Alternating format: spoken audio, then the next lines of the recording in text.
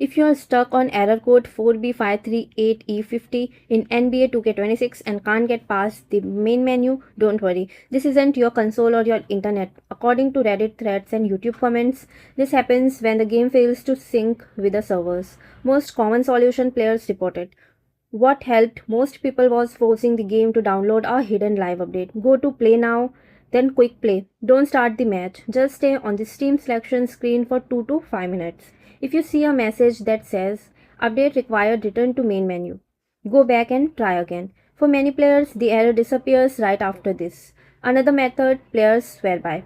If that update doesn't show up, go to features, then credits. Let the credits roll fully, don't skip them. While the names are scrolling, the game checks the servers in the background and the update message often appears. If the game still won't connect, many players fix this by changing their DNS settings.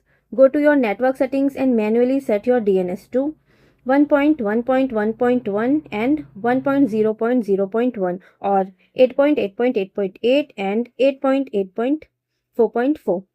After that, restart your console or PC and try again. This is especially helpful if you are on Wi-Fi. A console only workaround that surprised people. Some Reddit users found that their profile got stuck. Close the game completely, open NBA 2K26 using a different profile or guest account.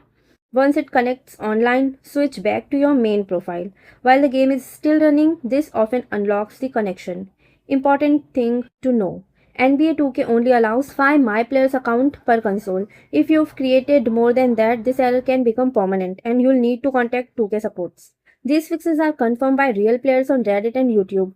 Take your time and try them one by one. If one works, leave a comment so others can fix their game faster.